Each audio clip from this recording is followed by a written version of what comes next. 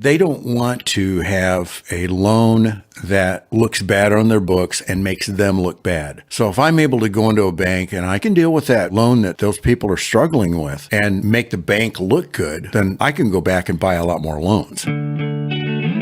Welcome to the Rental Property Owner and Real Estate Investor Podcast, brought to you by the Rental Property Owner Association, providing benefits and services to real estate investors and rental property owners for over 48 years. With your host, Brian Hamrick from Hamrick Investment Group. This episode is sponsored by Green Property Management, managing everything from single-family homes to apartment complexes in the West Michigan area. Find out more at greenpropertymgt.com. Hello and welcome to episode 80. In today's tight real estate market, it can be very frustrating going after opportunities on the open market. There's just too many buyers and not enough deals, and this is causing the properties that are available to be bid up higher than you're willing to pay. So one way around this frustration is to find off-market opportunities by dealing directly with the lenders themselves. And one way to do this is to buy up their distressed assets through the purchase of the note or the mortgage. So here to discuss this strategy with us today is Gene Chandler. And Gene is the asset manager of Chandler & Chandler Financial, an Indiana-based real estate company focused on buying one-off and small pools of distressed assets on residential and commercial properties directly from the banks, hedge funds, and private equity groups. Gene, thanks for being on the show today. Hey, thank you for having me. So did I get it right in your introduction? Why don't you fill in the blanks and tell me a little bit more about yourself? Well, I started in real estate, when I was 40 years ago. Purchased real estate, did some development. I was a landlord for a long time in the Elkhart, South Bend, Mishawaka area of Indiana. I was a landlord. I had 52 units that I took care of and managed for other people or for yourself? No, actually, between what I owned and took care of for other people, and that was that was a full-time job. Did that, did some development. I sold out and got into strictly developing, doing general contracting and stuff, and fix and flips. Did a lot of fix and flips. Built up into the 2008 and 9 during the crash. It hurt my wife and I pretty bad. So we've, recovered from that. In the meantime, I started hearing about note investing, and I'm thinking, well, what the heck is that? Like, most everybody else. And it's the secondary market. Real estate is generally what we see as the primary market, what you see with the realtors and the fix and flips and things like that. But the secondary market is behind the scenes at the banks and the hedge funds and the major mortgage companies and stuff that have these things that are that they actually trade and sell behind the scenes. And just to draw the distinction there, the primary market would be the actual ownership and control of the real estate, managing it, asset managing it. But the Correct. Secondary market is more the lending or the financing. Right, and it's and the control. note Yeah, it's the control of the loan and the mortgage of the property.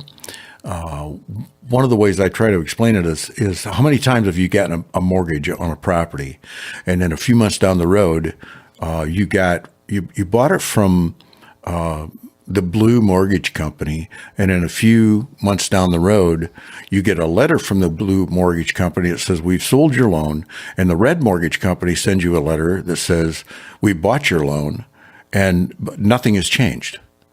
The only thing that's changed is the ownership of your loan.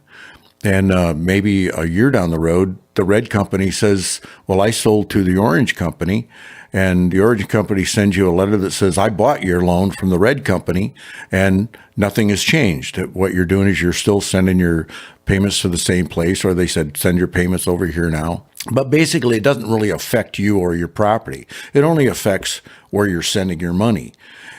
And so you got intrigued. Basically, by the yeah. When I started thinking, well, what in the world is this? As I'm looking at these things, and so I started kind of searching into it. Somebody had said that, hey, you can actually buy mortgages and things. I'm thinking, how do you what? I started searching it out, studying it. It took me a long time, actually. I finally found a place that would sell a mortgage to a small company. And so I met their criteria and signed all the papers and stuff and started buying mortgages. Was this a small bank that you No, it found? was a hedge fund. It was a hedge fund Yeah. that had purchased up a bunch of these. It was a loans. hedge fund that purchases, and I still buy from them today, massive amounts of these mortgages.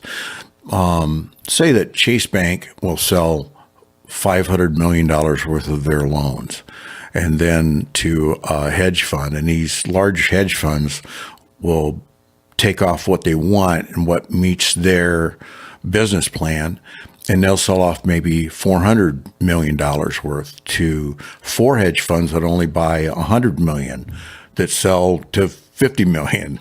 And it trickles down to people like myself that are able to buy from these anywhere between $10 and $100 million companies that will sell me a loan.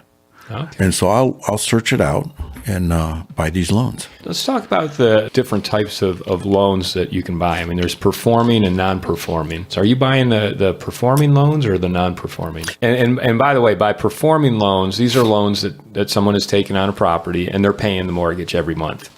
Okay, a non-performing loan would be one where the person who took the loan out has stopped paying. Correct. Or sometimes that would also be called a distressed loan. Correct. Performing loans are nice. I mean, sometimes if you can find those that you can buy at a discount, those are really nice. They pay okay and they're real steady and solid. Depending on the price range that you want to buy in, and the type. Some of these are performing loans in a bad neighborhood. Okay, well, I'm not going to pay quite as much for that as a note that's the similar price in a decent neighborhood that is not going to have the crime pressure or something like that. And then you've got, I can buy some pretty expensive loans. I do buy, my main focus is non-performing, single family. I can buy multiplexes and things like that have went into distress.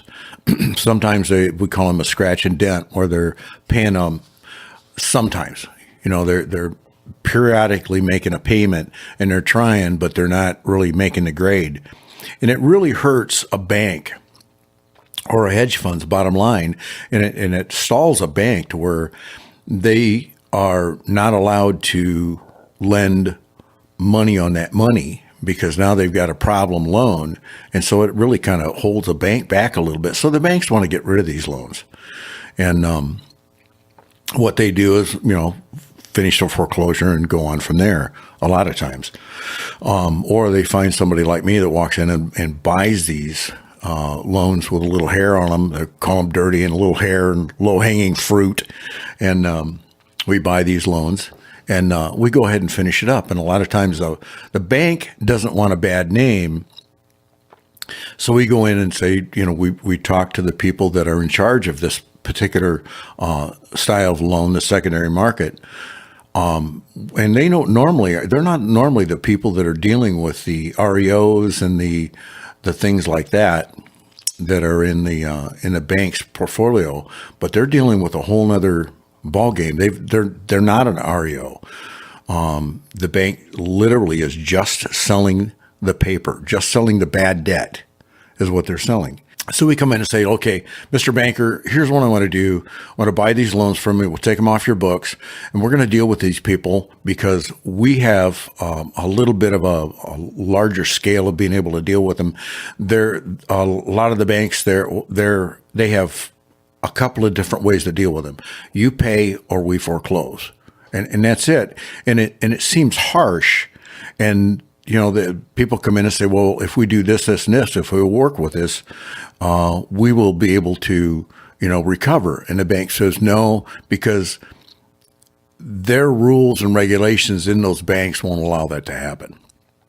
So the bank really, so their hands are kind of tied. Their hands are kind of tied. They don't have the flex. So let's go back to the bank. Who are you dealing with at the bank? It's typically the asset manager? Yeah, or the asset manager. The special asset manager. Specialized? The special asset manager. Special asset manager. And a lot of times you're dealing with the asset manager, and he or she actually have the ability to talk to you about the loans, and they won't. And so what we do is we actually know who they are prior to going to the bank and talking to them. Like, okay, you're this person or that person, and in the bank, and you're dealing with these particular assets.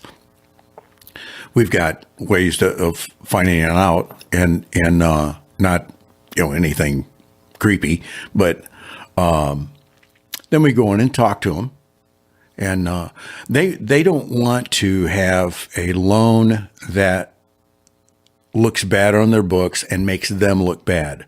So if I'm able to go into a bank and I can deal with a borrower Get that that's loan off struggling, their books. get it off their books, and I can deal with that loan that those people are struggling with and get them back rolling again and make the bank look good, then I can go back and buy a lot more loans. Well, by getting it off their books, you're basically buying that note from them at a discount. Correct.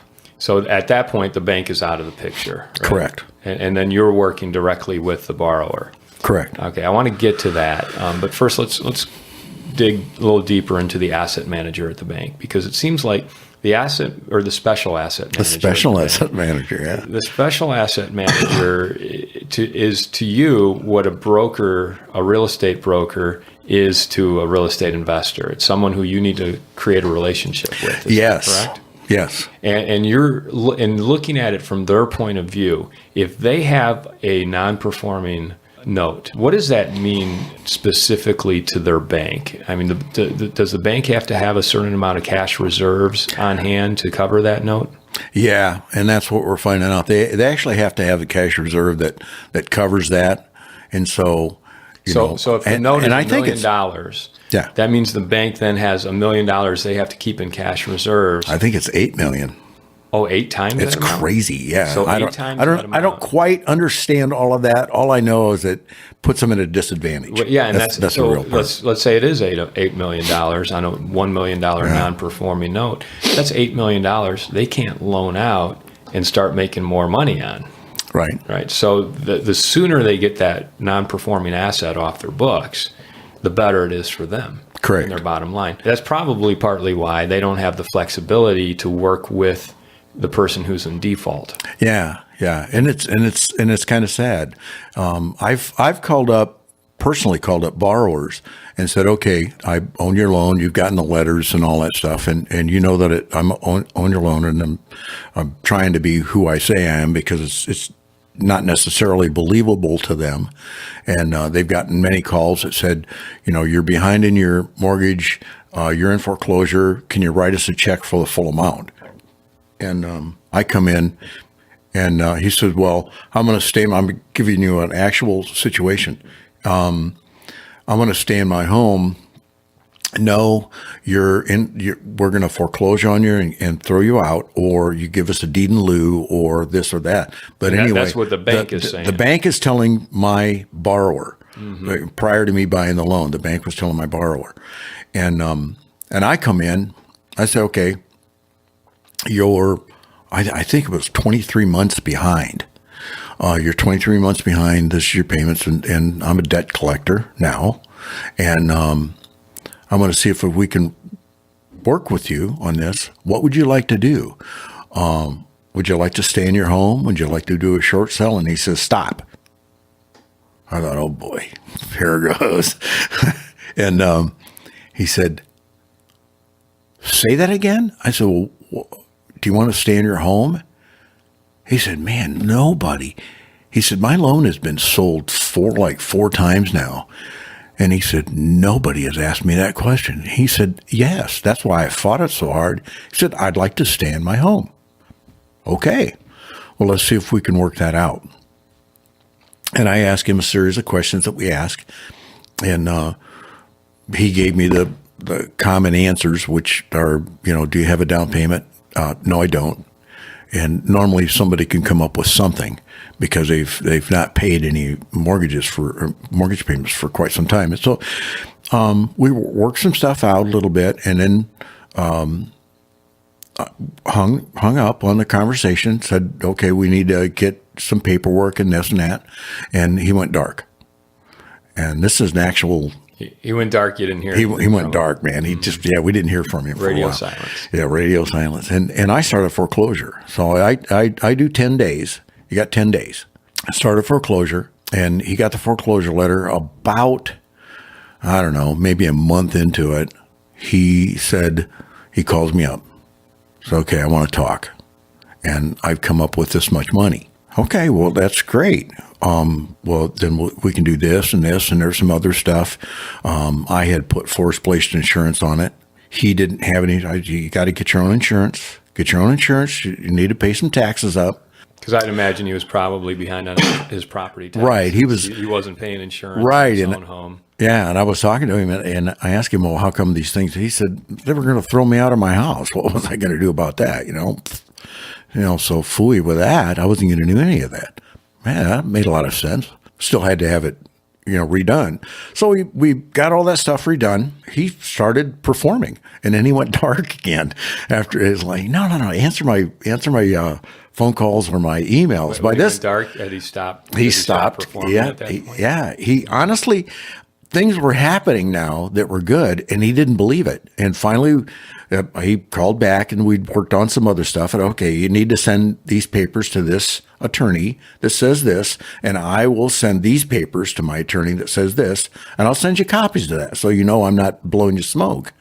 And so he did, and the attorney sent him a contract.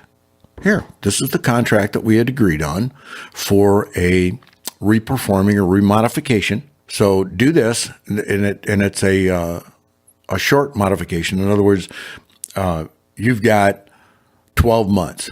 Make your payment every month for 12 months, this much down, and then all your payments.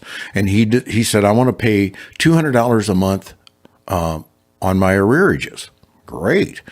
So what we worked out with him was, because his arrearages were so astronomical. I'd like to take a moment to tell you about Green Property Management. Not only do they manage everything from single-family homes to apartment complexes in the West Michigan area, they also manage my entire portfolio. So I can tell you from personal experience that their unique flat fee management style is worth a closer look. If you feel that your property isn't operating to its fullest potential, then Green Property Management can help you take a holistic approach that will save you money, eliminate your headaches, and increase your net income. And if you're a property manager interested in applying Green Property Management's model, give them a call at 1-866-95-GREEN or visit them on the web at greenpropertymgt.com. By arrearages, you mean the money he owes from not paying in the past. Yeah, and the other attorneys that they had put on their attorneys, or the other lenders that had put their attorney's fees on, it was a lot. And all of his interest and all of his penalties and it just really, really stacks up. And so I said, I'll tell you what, we'll take, and all the money you give me down, I'll double that and take that off your arrearages. And because I'd bought this note at a pretty deep discount. And all your payments ahead, I'll double that and take that off your arrearages. And this guy's going, what? Holy man, this is great. And so to get him down to where it was palatable. And so he did. He made all of his payments for 12 months, sent me a letter that said, the fact is, I didn't believe you when we started out. That's why I quit talking to you, because I couldn't believe what you were saying to me. And we worked it all out. And this year he paid me off. He got remarried. He got a divorce is what happened. He got a little bit behind. And then once he got 3 months behind, everybody just wanted to hammer him. And they were just selling his loan down the line because he was fighting them. And so he got remarried. He said, hey, we want to buy another house. We're going to move out. We're going to fix it up and sell you and pay it off. And I thought, darn, so they paid me off, and it was pretty good. By the time it was all done, I figured it out last night. I only had about $12,000 in that mortgage, and he paid me off at 64. Wow. Now it took me 30 months to work that out. That's still a pretty good return. But that was a pretty good return. Yeah. So let's talk numbers then. On that particular note, how much did you actually pick it up for? How much were you able to purchase the note for? Original was $14,800. $14,800? Yes.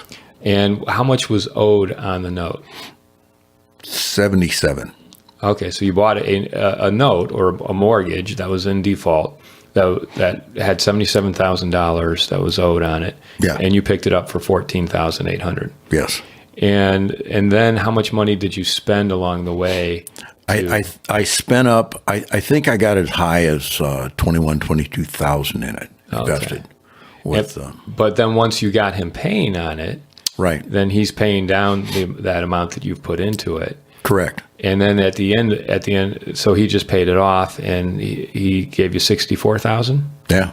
So that's not bad. Huh? No, I didn't think so. So Gene, it sounds like with the way you worked with this particular note holder, that you were able to kind of restructure their mortgage and in a way fix their mortgage. And it seems like there's parallels between what you did in the secondary market regarding this note and what other investors do in the primary market with fix and flip. Can you kind of talk about the similarities? Yeah, I'll try to bring out some of the differences and similarities in it. What we do is I'm a note lord rather than being a landlord. I don't deal with toilets, termites, and tenants.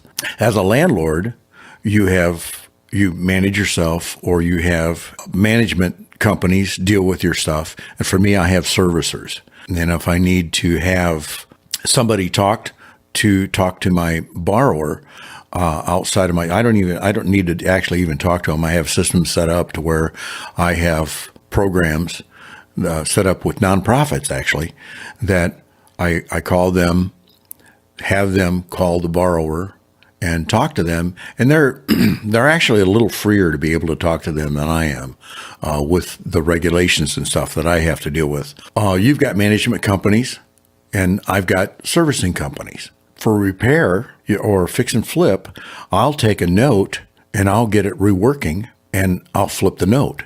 Occasionally, there's one that I'll sell. Then for you guys rebuild the house, get it all nice and pretty, and you either keep it for rental. A lot of you when I've talked to, you keep it for rental, or you sell it and you take and move on to your next project. Or, a lot of people are wholesaling, and I wholesale notes. I don't have a lot that I do that with, but I have that opportunity, and I could actually get into that business a little bit, that side of it a little bit more. But I've pretty much stayed with just getting a note, reworking, and I hold them. Some I hold, and some I'll take and trade off and resell. And then I have opportunities like this one that happened this spring where the people actually paid me off. For your rentals, your equity is going to grow. And you're going to hold it for 10, 15, 20 years, and your equity is going to grow. My equity is going to decrease because my note value is going to decrease. Right. They're going to, as they're paying me down. The note value decreases as the person who holds that note, or person who's paying on that note, starts paying down the principal. Yeah, correct. And so, but the thing of it is, we do buy them at a deep enough discount, and the way our society is and evolving, that people are they're going to buy their home and they're going to stay in it for a short period of time, and they're going to sell it and move someplace else. So they're going to pay us off, and somebody else will come in and get a brand new loan. If we do occasionally we'll buy a house that's vacant to flip it. And what we do for our end of it is we buy it moderate remodeling. We basically, go in and I don't like to get the ones that take major remodeling. I like the ones that, I put new carpet in. So you still do flips? And in a way. But we do our own financing. So the other people will check the people out and do, look at their income and their credit score and the whole thing, and we'll determine what we do. And we do regular mortgages and land contracts with people, depending on the state that we're dealing in. And so we're able to do a lot of seller finance, and that makes it kind of nice. And then that, again, we don't manage the property. We take and turn everything over to the servicing company, and the servicing company deals with it from there. And even if they don't make a payment, or they make a payment late, I don't send them a letter. The servicing company sends them a letter. Mm-hmm. And so... so you're only contacting the owner in order to restructure the note, in order to restructure the payment so that they can get get it back to being a performing note. Correct. Okay. Yeah, for the most part. And so let's using that previous example or any examples you have, when you buy a note at a discount and it's non-performing, how does that conversation usually go with the person who owes the money? I mean, what are some of the strategies you can use? A lot of it has to do with whether it's occupied, owner-occupied, or vacant. I mean, those are basically the three. What condition? Because we've went through and done our due diligence and looked at what our risks are with this particular thing, and we get a pretty good file on if.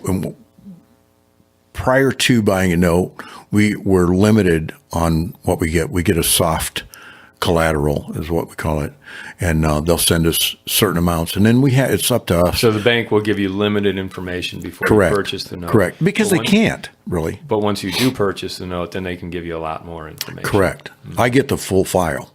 Okay. Everything that they've ever done, anything that's ever happened on that note, I get everything, and.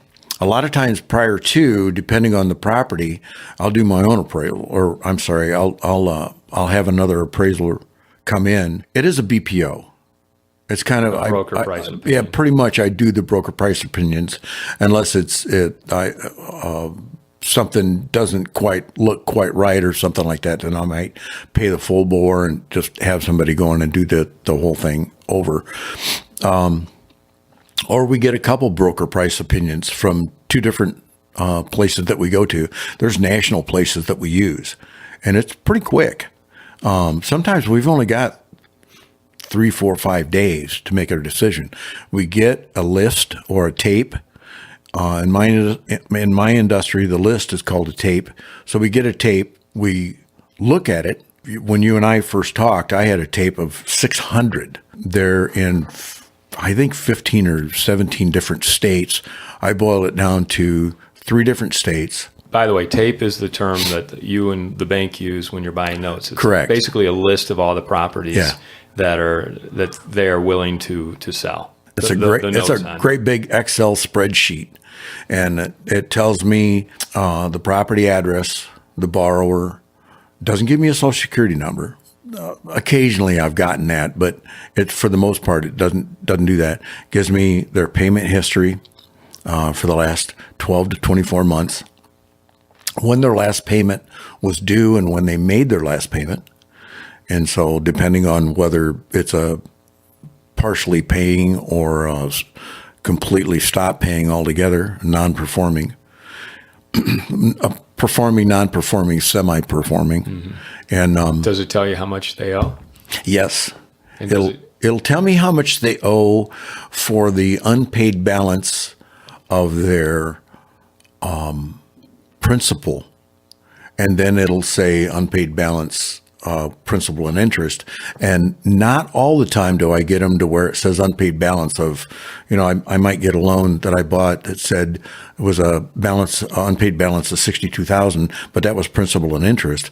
But then I look at it and it's $80,000. So there's another $18,000 in there that are in former penalties and interest and attorney's fees and. And by the way, so you're purchasing those expenses as well. So yes, if they owe an extra $18,000 in bank fees and charges and expenses, yes, they're going to owe that to you once you buy the note as well. Right. Sometimes that's there, and sometimes it's not all together. And so, does the tape also tell you what the bank would sell the note for? No. So it's not all. Negotiation. Right. Sometimes they do. They'll have a requested price or bottom line, but not very often. Most of the time, we need to go back in and say, okay, we'll take these 4, 5, 6, 10 assets from you, and we'll pay this much. And you're actually buying 10 assets, not one at a time, but you're buying 10 assets for this price. And so somebody said, well, how much did you pay for that? Oh, no. You bought it in bulk. Right. We bought it in bulk. So Sometimes sometimes you don't. Does the bank or the lender prefer to sell in groups or like that, or as opposed to just selling one at a time? Yeah, a lot of times they'll want to sell, 4, 5, 10. So you're looking at 2. And it's like, okay, I'll buy those 10 if those 2 that I'm really interested in are on that tape. We'll work those out. So you might get a couple of dogs. We got a couple of dogs. Mm-hmm. And so I've had friends that have had the dogs. They were sold at tax sale. And in Indiana, sold at tax sale, and there was an overage. And so they looked at it and got it. It's like, well, we're just going to set on this thing. And so what they did was they let it go and then went back in and got the overage to it. So there's tax sale strategies to all this too. If you buy a note on, so let's make sure people understand that. If you buy a note on something that is going to that is in arrears on their property taxes as well, and it's going to go to tax auction, when the city or the county or whoever sells that property at tax auction, anything over what they were supposed to receive for the property taxes, they then have to pay to the first note holder. Is that correct? Yeah, if you go in and ask for it. Now, it's in Indiana. I don't know about the laws in Michigan. Okay, so it's different. Michigan's a little bit different. So I haven't really studied Michigan out so much. I did find 2 properties in the state of Michigan here just in the last couple of weeks that had been sold at tax sale, and the hedge fund didn't even know it. And they were gone. They were totally gone. I wrote them an email and said, hey, man, I'm sorry. During my due diligence on these 2 assets, you no longer own them. The state of Michigan does. So you guys have to deal with them. Wow. Yeah, that was too bad. And I've seen it. It doesn't happen a lot, but I've seen it over the years a few times. So let's talk. This is probably a good place to kind of talk about the first position, second position. If a lender makes a loan on a property, quite often they're in the first position. If there's a second mortgage or a line of credit placed against that property, that financing would then be in the second position. Correct. Yeah. When you purchase these notes, are they usually first position type notes? Yes, I'm mainly zeroing on first position. I have friends that do seconds. I would do seconds if they came along. I know enough about it, and I have people behind me that if I have a question, I can just pick up a phone. So it's kind of nice to have the backup. But I mainly do first position, and if there's a second position, then I've actually went to them and said, okay. To the second note holder. Second note holder. I said, okay, they're in foreclosure. You're about to get zip. They want to give me a deed in lieu. So it's either I can get a deed in lieu from them and you and I can negotiate your position to where I can clear the title up, or I foreclose and you get nothing. Because it will eliminate. Because foreclosure eliminates all other liens on the property. Yeah, and especially those particular liens. Mm-hmm. And so they can go back to there's still a debt owed, but there's no collateral left. And the first position has the collateral. So a lot of times you can buy those out. You just buy them out and get a deed in lieu of foreclosure from the borrower. And they walk away. They're happy. You're happy. The seconds people aren't so happy. Yeah. But it's something for or nothing, and so most of them will take something for it. So that's actually even common in just general real estate. When I was doing regular stuff with realtors, well, there's a second mortgage on it. You can buy the property for this much, but there's a second mortgage for this much. And I've went and negotiated it with the seconds people and said, okay, this is what the property looks like. This is the actual value. I'll buy you out and give you this much because, for whatever reason. What would you typically pay for a second? Pennies on the dollar? Yeah, it's 10 to 25%. 10 to 25%. So you can buy it. If they're in distress of losing that altogether, it's like probably 10% is the most. And that helps you in bargaining with the owner of the property who's not paying on those notes, because if you can eliminate their second and the payments they have to make on those, then you can strike a much sweeter deal for the Right. first note. I'd Right, with the first note people. And people have, you talk to people, and there's a number of different things that have happened to them. Bad things happen to good people. And they struggle, they got behind, they have oppressive institutions that have called them up and said horrible things to them. We come in and we can work with them a little bit better. As a small boutique company, You don't have a committee that you have to go to, or right. That's the other thing. If somebody wants to come to us and say, okay, we want to short sell our property, we hang the phone up, go talk to ourselves in the mirror, and go back and pick the phone back up and say, okay, we'll do this or that, so we can make the decisions pretty quick. Yeah. So you just have more flexibility and it's quicker decision making than the bank would have. Yeah, it's real quick.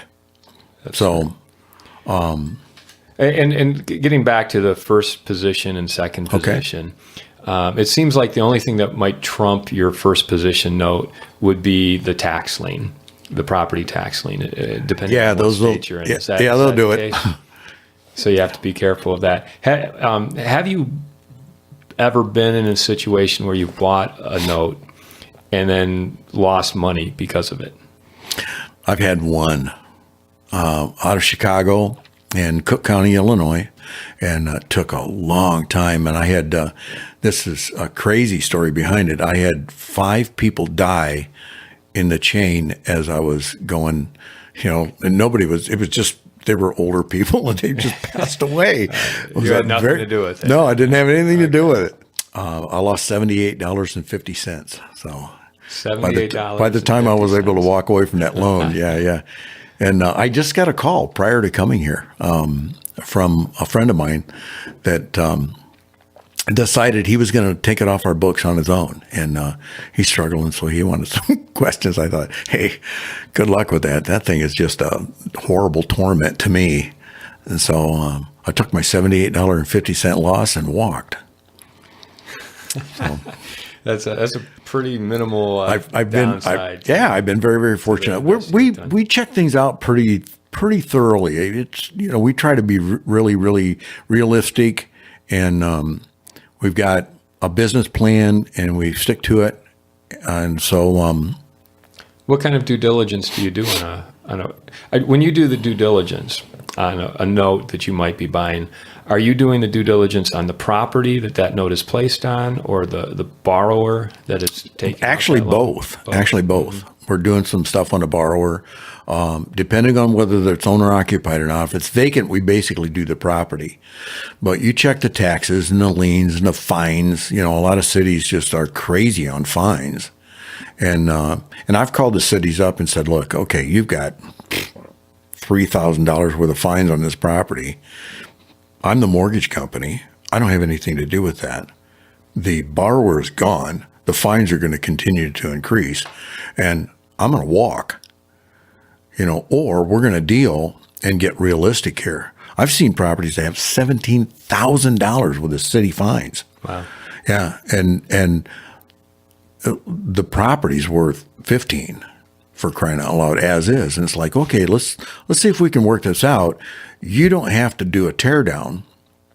I've got a property I can sell to an investor that wants to remodel it. So you've got a remodeled home where somebody can live, or you get to tear it down. What can we work out here? And a lot of times city people will work out. You got to get to the people that are going to make the decision, and sit and talk with them in a realistic manner. And some people, it's like, no, we're going to put it on their taxes and they're going to have to pay it. It seems like a lot of what you do is getting in touch with the right people.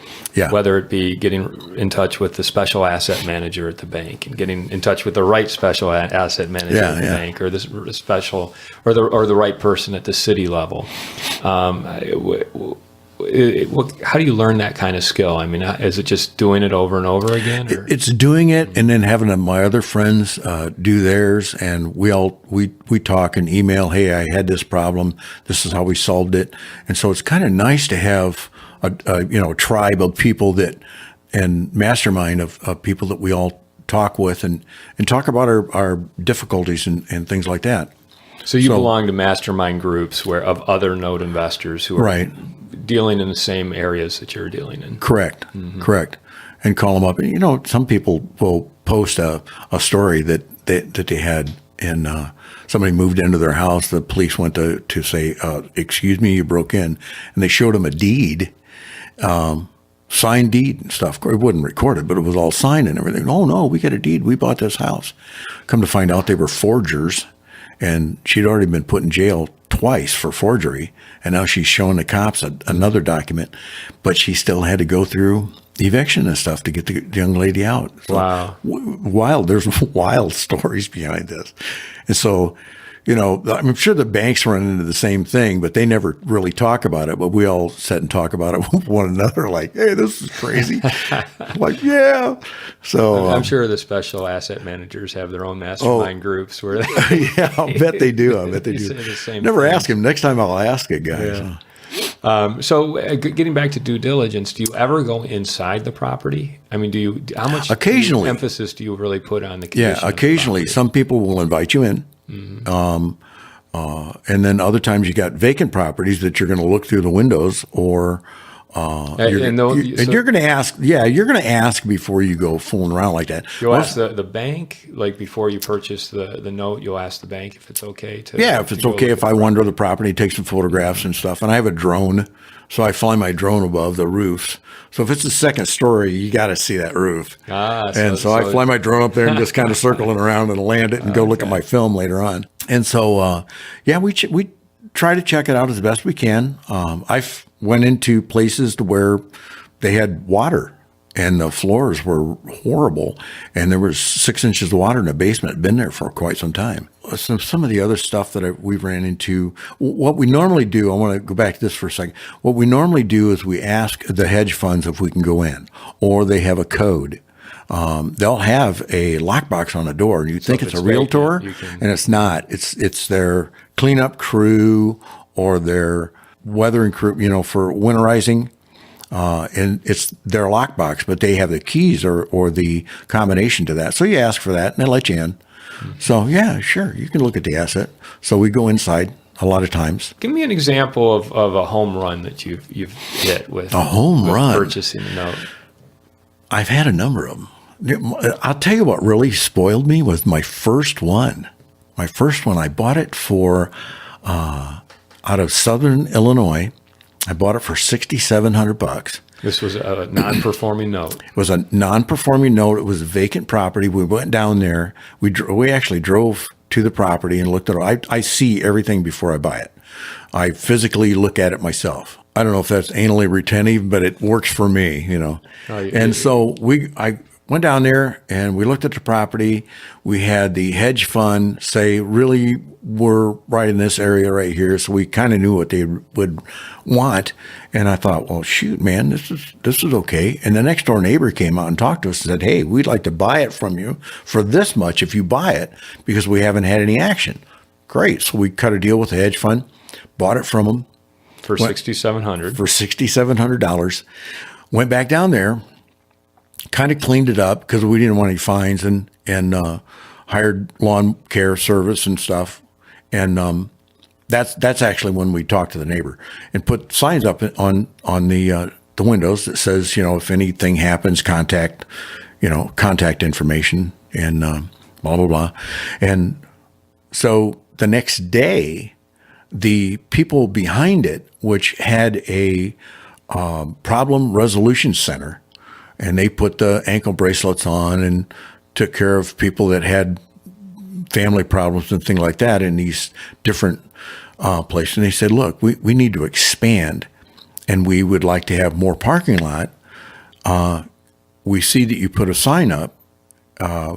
We haven't had anybody to contact, zero, for 3 years. It's been vacant for 3 years. We haven't had anybody contact. Finally, there's contact information. They call us. Can we get it from you? Well, yeah, but we don't own the property. We only own the note. We're in foreclosure right now. The guy said, well, I'll have my title company call you. And it's like, okay, they're normally doing primary market, but we'll talk to the guy. He calls us up. He said, well, now what are you doing? So this, and he said, I can't this and this, and I can't put title insurance on it. It's like, no, it's a note, not a note mortgage. It's not a deed.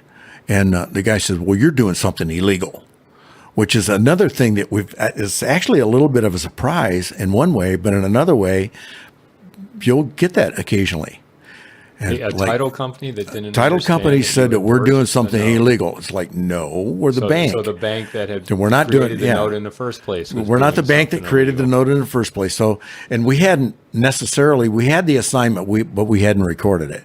So I just went down and recorded the assignment and then sent him the assignment because he'd seen those before. It's like, you guys always see this chain of assignment and chain of title and stuff like that. And so I sent him and it calmed him down, but he wasn't real sure. Well, the attorney called from the problem resolution place and we explained it to him. And he says, now, would you explain that again? You buy a note and you can sell a note and so I explained it again. And he said, I got it. Mm-hmm. Well, we want to pay you $30,000. We'll offer you $30,000. We'll buy the note and I'll finish up the foreclosure myself. I said, dang. And that was, I think about in a 5-week period of time. So from start to finish, 5-week period of time, we had bought the note and sold the note. And that was my first one. Wow. So you that made was, about $23,000. so it was like, so it was like, And you man, didn't I do really like anything this. illegal. This is, nothing illegal. It was just great. Like, man, it kind of spoiled me. My second one was another one. It was another spoil. Found a note for $11,000, and we ended up having $11,000, maybe $800 in it, and the guy was saying, look, I'm behind in my taxes. I'll give you a deed in lieu. We checked him out. He didn't have any other liens on anything, nothing. And so, okay, we'll take a deed in lieu.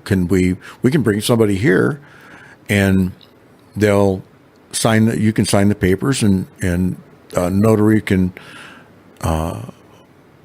sign it and we can go from there. And he said, okay, we'll do that.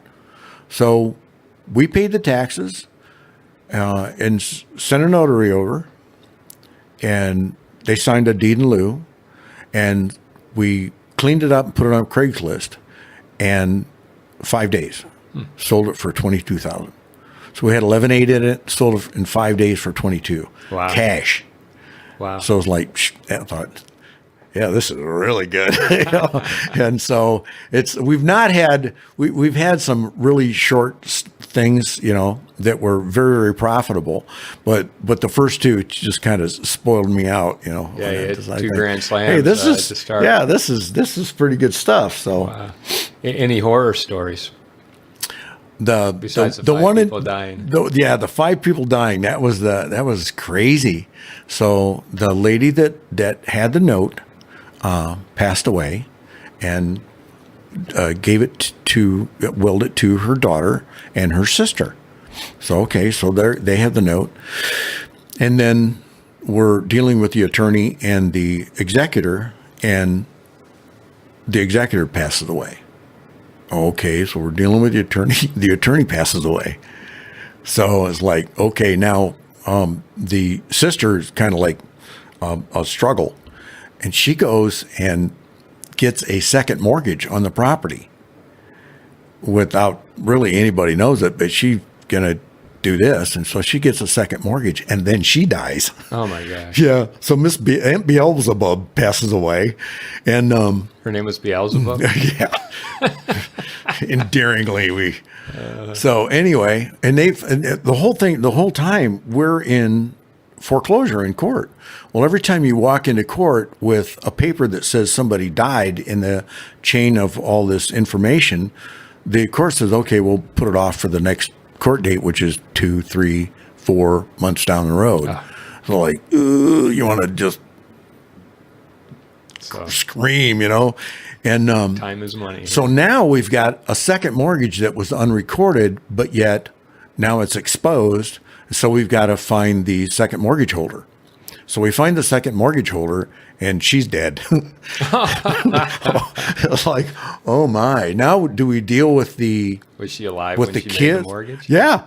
So we deal with the children? And there was no hanky panky going on here. It was just a series of unfortunate deaths, and so we decided to appeal to the courts, send the paperwork out there. Nobody answered anything. So it was like kind of released us from that second.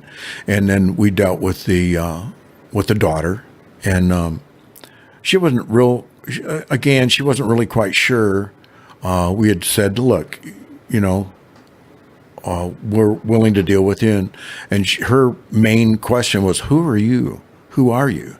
We first bought this from Chase Bank, and years ago. Who are you? How did you do this? And so it's a little bit of a struggle from time to time on people trying to understand that for a small boutique finance company, you can actually own a loan that was originated by an institution, a large institution. So. Mm-hmm. So for the people who are listening to this and intrigued by it, how would someone go about learning more about note investing and getting into it themselves? There are a number of different people that you can go to around the United States to learn from. A lot of podcasts, a lot of things on YouTube. Basically, do what I've done. You've got to go to the paper seminars, the investment seminars, and you start talking around and asking around, and people point you the right direction. And is there anything that we haven't talked about that we should? Anything I should be asking you about note investing?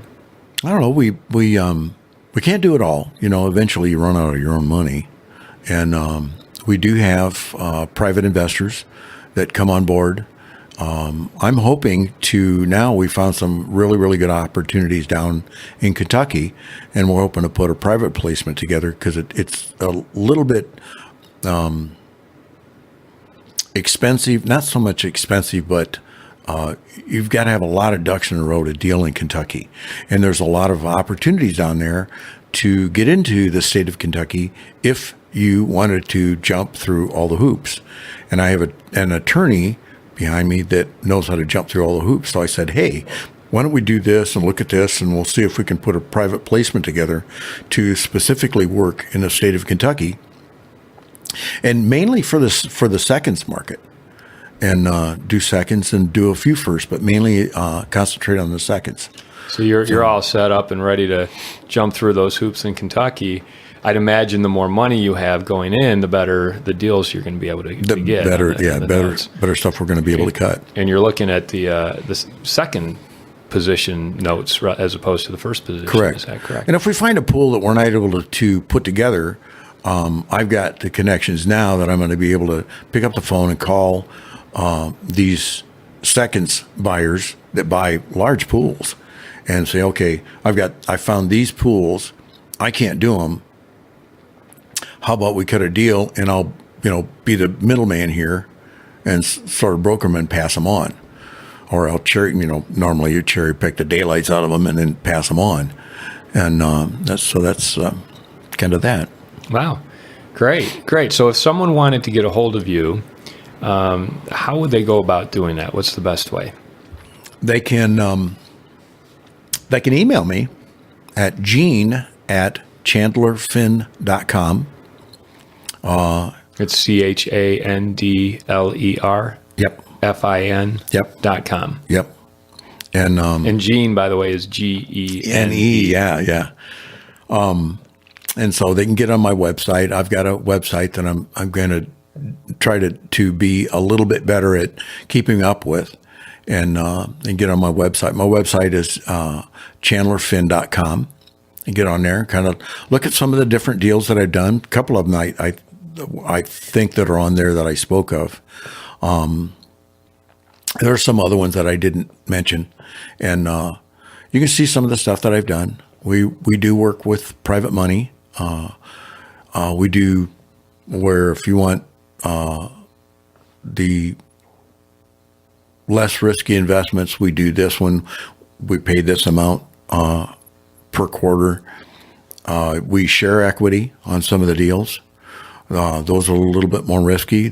And we do some of that, but they've come out pretty good. I had one investor that she was making 42%. So yeah, we were cracking it down. And she said, "Well, I want to give my money to my children before I pass away." I was like, "Oh darn! But what are you going to say about that?" So she's done all that. She's all through with that. She's selling some more property off, and I just got a call back, and she goes, "Hey, do you think I can take this money that I'm getting now and we can reinvest it and do it?" Yeah, we can probably work that out.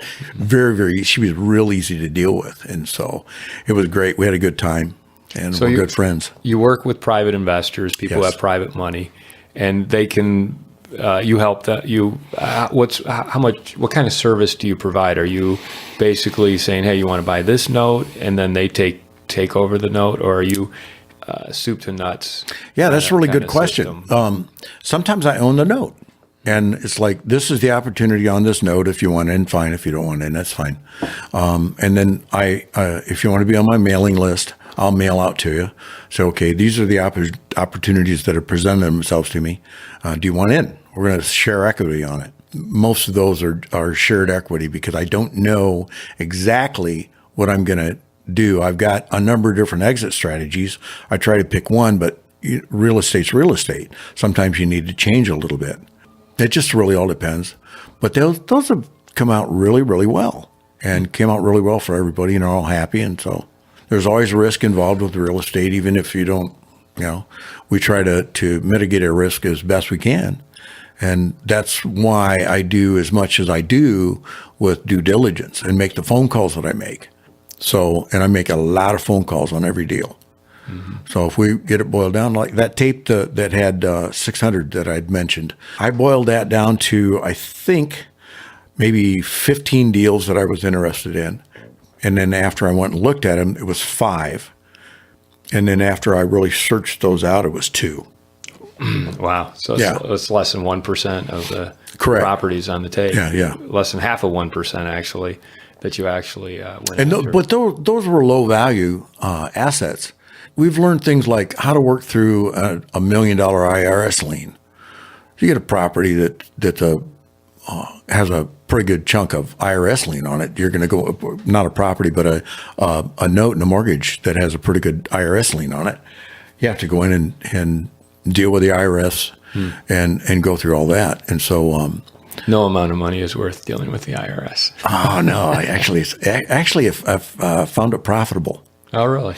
Yeah. And there's certain rules that they have to go by too. It's like, as long as you're meeting all these rules, they'll actually remove that lien. I guess if you know who to talk to at the IRS. But it's like it's like that scariest phone call. You do it from a burner phone or something. So. Well, hey, I want to say thanks for taking the time to share your knowledge about notes with us. It's not a subject that we've talked about on this show before, and I think a lot of our listeners are going to find this really interesting. So thanks for being here, Gene. Well, good. Well, it's wonderful having me. I love it. I was honored and humbled by your request for me to be on the show. It's like, well, great job. It's been fun. Yeah, definitely, and very enlightening too. So thank you. Well, you're welcome. This episode was sponsored by Green Property Management, managing everything from single-family homes to apartment complexes in the West Michigan area. Find out more at greenpropertymgt.com. You've been listening to the Rental Property Owner and Real Estate Investor Podcast, brought to you by the Rental Property Owner Association. You can find out more at rpoaonline.org. If you enjoyed this podcast, please go to iTunes to subscribe, rate, and review.